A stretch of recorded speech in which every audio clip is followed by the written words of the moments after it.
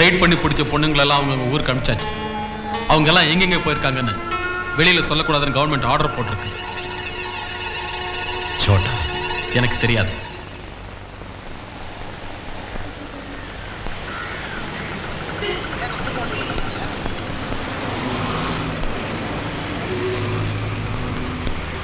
छोटा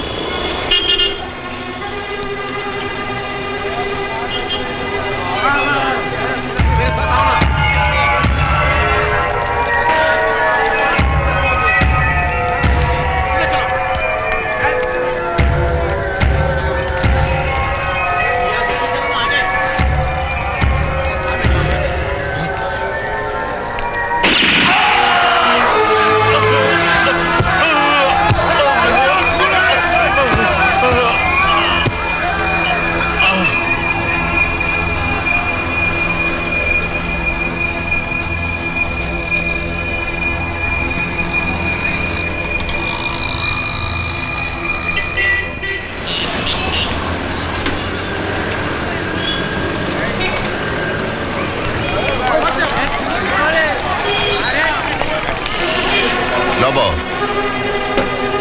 goodbye.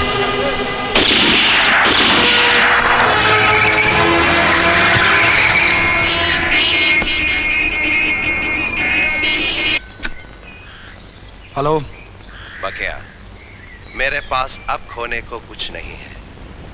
किरण को वापस करोगे या नहीं, ये जानने के लिए मैं 20 मिनट बाद फोन करूंगा.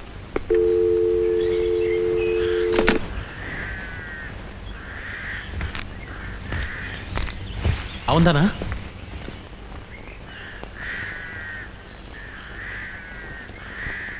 ஒருத்தன் கொலை பண்ணணும்னு முடிவு எடுத்துட்டான்னா சாவர தவிர வேற வழியே இல்லை.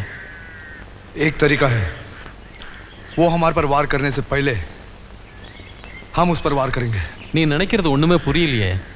कॉम्प्रोमाइज, उसको यहाँ पर कॉम्प्रोमाइज के लिए बुलाओ, उसको हमारा सोचने का ढंग सिखाओ.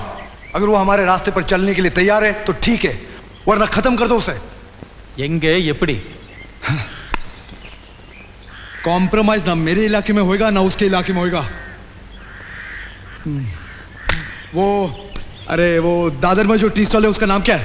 Jayalakshmi tea stall. हाँ, उसको वहां पर बुलाओ और उसको बोलो बिना किसी हथियार के आए. किरण को हम वहीं पर लेके आएंगे, समझा? நம்ம கையில ரிவால்வர் கூட இல்லாமையா? दोराई, मैं बंबई का इतना बड़ा भाई ऐसा ही तो नहीं बनाना. मुझ में कुछ तो होगा. वो टी स्टॉल के बाहर मेरे आदमी हथियार के साथ पूरे तैयारी में होंगे, समझा? वो कॉम्प्रोमाइज करता है तो ठीक है, वरना उसके पहले हम दोनों बाहर जाएंगे और मेरे आदमी अंदर आके उसको. लेकिन दोराई, बंबई की वो पुरानी कहावत याद है कि एक म्यान में दो तलवार नहीं रह सकते. बस कल उसी तरह बंबई में भी या तो बादशाह भाई जिंदा रहेगा या तो फिर हरियाणा.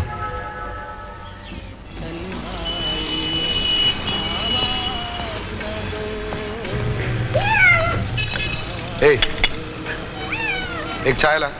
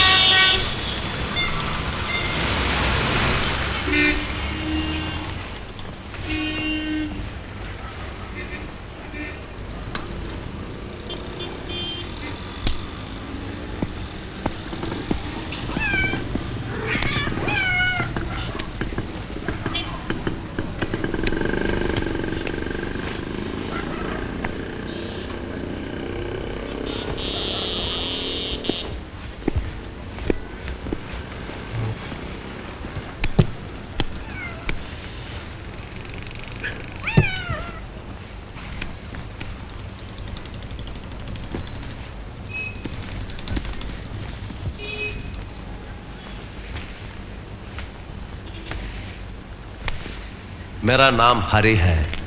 हाँ, तुम मुझे हरियाणा बोल सकते हो। अरे जानता हूँ रे, तेरा नाम क्या है? हरी है, चल बैठ देखो। ये छपरी, एक पानी कम चाय मलाई मार के लेके आ, चल देखो। किरण अंगे। ए, उसको क्या पूछ रहा है रे? मेरे को पूछना, मेरे को। वो देख उधर।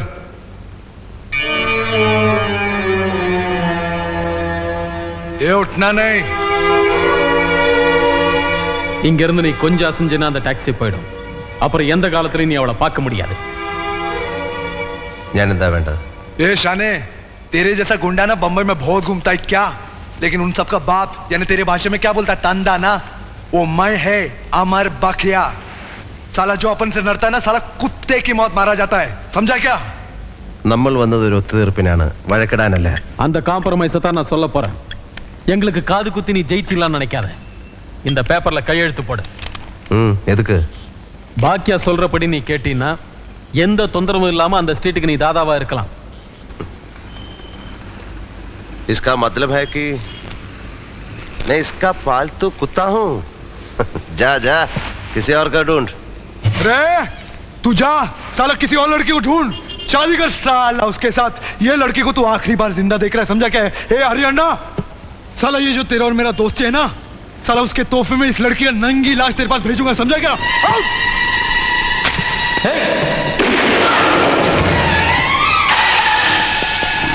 हिलना नहीं, बाहर निकल।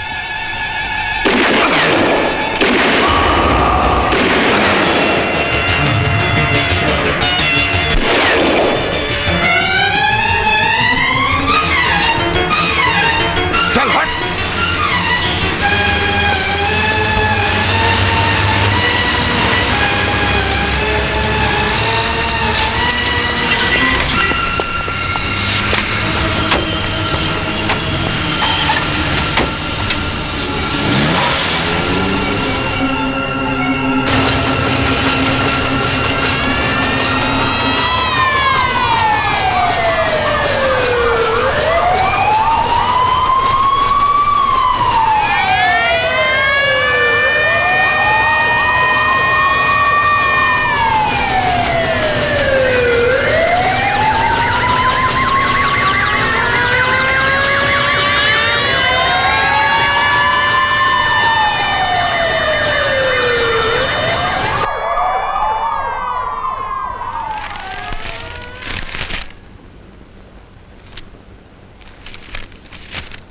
സിറ്റിയിൽ മുഴുവൻ അവർ ഹരിയാണനെ തിരയുന്നുണ്ട്.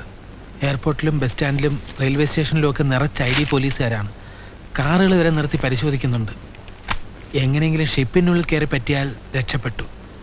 മറ്റൊരു രാജ്യത്തിൻ്റെ കപ്പലിനുള്ളിൽ കയറാൻ നമ്മുടെ പോലീസുകാർക്ക് അധികാരമില്ല. ഉടനെ ഇവിടുന്ന് രക്ഷപ്പെടണം. എല്ലാം ഞാൻ ക്യാപ്റ്റനോട് പറഞ്ഞ് അറേഞ്ച് ചെയ്തിട്ടുണ്ട്. ഏതായാലും ആ ക്യാപ്റ്റന് ഈ സമയത്ത് ഇവിടെ കപ്പൽ ഇറങ്ങാൻ തോന്നിയത് ഭാഗ്യമായി. അയാൾ കൊണ്ടുപോകാൻ ഏറ്റ സ്ഥിതിക്ക് ഇനി മറ്റൊന്നും ആലോചിക്കണ്ട. ഗൾഫിലേക്ക് കടന്നാൽ പിന്നെ പേടിക്കാനൊന്നുമില്ല. എത്രയോ പേർ അങ്ങോട്ട് കടന്ന് രക്ഷപ്പെട്ടിരിക്കുന്നു. എനിക്ക് വലിയ താല്പര്യമൊന്നുമില്ല. ചത്താൽ ഇവിടെ കിടന്ന് ചാവും.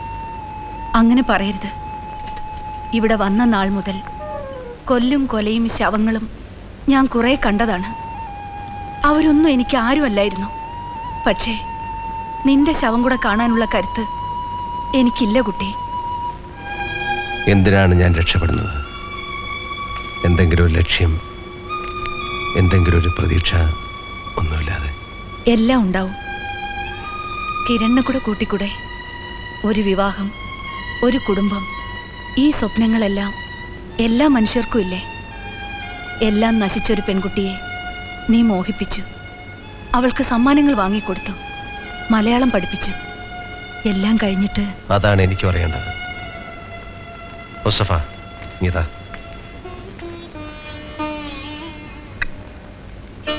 പൂജിച്ച് ഞാൻ കൊണ്ടുവന്നിട്ടുണ്ട്. അനുവാദം മാത്രം മതി. വേണ്ട.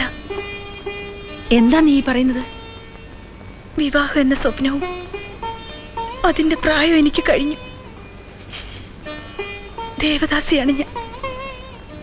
എനിക്ക് താലി വാഴില്ല. എന്റെ ഗ്രാമത്തിലെ വിശ്വാസമാണത്. ഒരിക്കൽ എന്നെ വിവാഹം ചെയ്ത ആൾ തന്നെ എന്റെ താലി പൊട്ടിച്ചെടുത്തു. എന്നെ ഇവിടെ കൊണ്ടുവന്ന് വിറ്റു. ദേവദാസികൾക്ക് വിവാഹം പറഞ്ഞിട്ടില്ല. ഭർത്താവ് പാടില്ല. മതി. ഞാൻ വിശ്വസിക്കുന്നത് എന്നെ മാത്രമാണ്. നീ ഒപ്പം ഉണ്ടാവുമെങ്കിൽ മാത്രമേ ഞാൻ ഇവിടെ നിന്ന് പോകൂ. അനുവദിക്കണം. എൻ്റെ വിശ്വാസങ്ങൾ എന്നെ ഇതുവരെ വഞ്ചിച്ചിട്ടില്ല.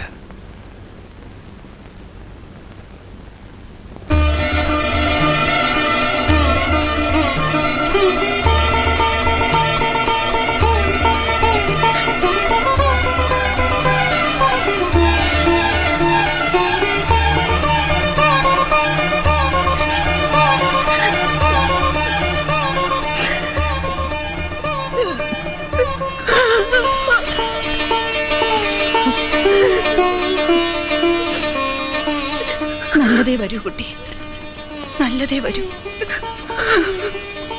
ഷിപ്പിന് തുറമുഖം വിടാൻ ക്ലിയറൻസ് കിട്ടിയിട്ടും നിങ്ങൾക്ക് വേണ്ടിയാണ് ക്യാപ്റ്റൻ കാത്തു നിൽക്കുന്നത്. കപ്പലിലേക്ക് നിങ്ങളെ കൊണ്ടുപോകാൻ അഴിമുഖത്തൊരു ബോട്ട് കാത്തു നിൽക്കും. സ്ഥലം മണിക്കറിയാം. മണി, എൻ്റെ വീട്ടിലൊരു പെട്ടി ഇരിപ്പുണ്ട്. അത്യാവശ്യത്തിൻ്റെ ഡ്രസ്സ് എടുത്ത് നീ അതിങ്ങ് കൊണ്ടുവാ.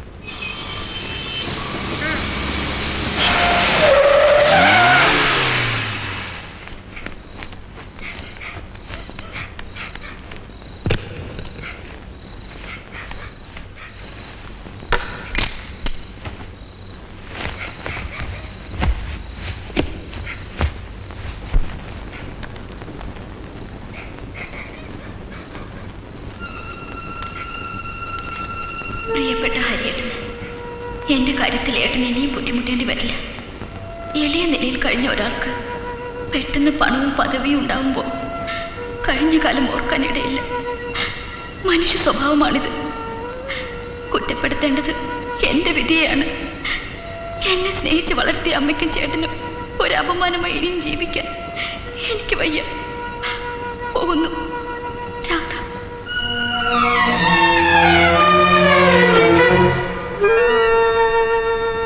ഈ തത്വം പറയുന്ന പുതിയ അണ്ണയുണ്ടല്ലോ, പെണ്ണുങ്ങളെ കണ്ടാലേ കൂട്ടുകാരന്റെ പെങ്ങളെന്നോ അമ്മയെന്നോ വരെ അവനില്ല. അനുഭവിച്ചോ?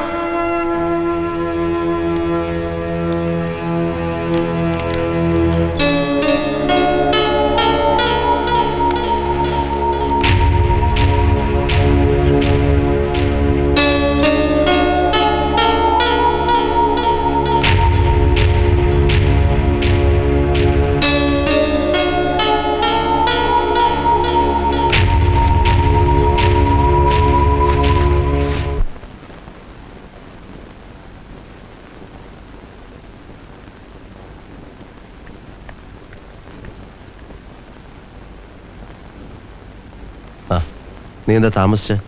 അല്പം വളഞ്ഞ വഴിയാ വന്നത്. ആരും ശ്രദ്ധിക്കണ്ടെന്ന് കരുതി.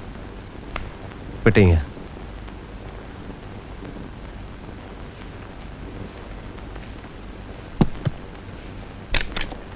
ഇങ്ങ വാ. ഈ പണം നിനക്കുള്ളതാണ്. ഇത് വെച്ച് പെങ്ങന്മാരെ അന്തസ്സായി കെട്ടിച്ചയക്കണം. ബാക്കിയുള്ള പണം ഒരു പുര വയ്ക്കാനും എന്തെങ്കിലും കച്ചവടം തുടങ്ങാനും ഉണ്ടാവും.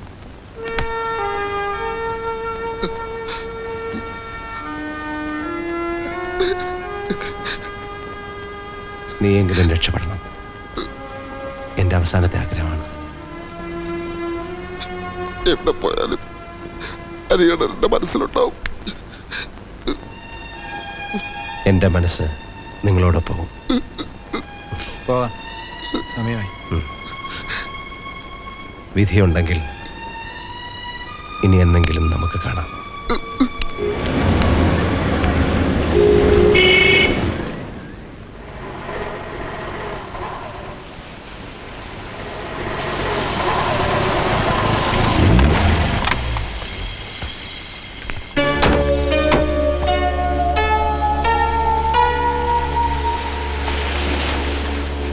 ബോട്ട് അപ്പുറത്ത് വരും. നടന്നോളൂ. സമയമായിട്ടില്ല. ഇനിയും 10 മിനിറ്റ് കൂടിയുണ്ട്. യാത്ര ചോദിക്കും മുമ്പ് നിന്നോടൊരു കാര്യം പറയാനുണ്ട്. എല്ലാവരും എന്നോട് ആവശ്യപ്പെട്ടതൊക്കെ ഞാൻ ചെയ്തു. അവസാനം വരെ എന്നോടൊപ്പം നിന്ന് നീ ആവശ്യപ്പെട്ടത് ചെയ്യാൻ എനിക്ക് കഴിഞ്ഞില്ല. നിന്റെ പെങ്ങളെ നശിപ്പിച്ചവനോട് പകരം വീട്ടണം നീ എന്നോട് പറഞ്ഞു. സാധിച്ചില്ല. പിരിയുന്ന ഈ നേരത്തെങ്കിലും സത്യം പറയണമെന്ന് എനിക്ക് തോന്നുന്നു. മനസ്സിലായില്ല. രാധ മരിക്കാൻ കാരണം ശേഖറാണ്. അവർ തമ്മിൽ സ്നേഹമായി. അവൾ അവനെ വിശ്വസിച്ചു. പക്ഷെ അവൻ വഞ്ചിക്കായിരുന്നു. സത്യം നീ അറിഞ്ഞാൽ, എന്തെങ്കിലും അവിവേകം കാണിച്ചാൽ ആ അമ്മയ്ക്ക് നീയും കൂടെ നഷ്ടമാവും. അത് സംഭവിക്കാതിരിക്കാൻ വേണ്ടി, അവർക്ക് വേണ്ടിയാണ് ഞാനിതെല്ലാം വിളിച്ചു വെച്ചത്. ശേഖറെ കണ്ട് കാര്യങ്ങൾക്കൊക്കെ ഞാനൊരു തീരുമാനം ഉണ്ടാക്കി വന്നതാണ്. അപ്പോഴേക്കും എനിക്കൊരു കത്തെഴുതി വെച്ചിട്ട് അവൾ പോയിരുന്നു. ഞാൻ ചെയ്തത് തെറ്റാണെങ്കിൽ നീ എന്നോട് ക്ഷമിക്കണം.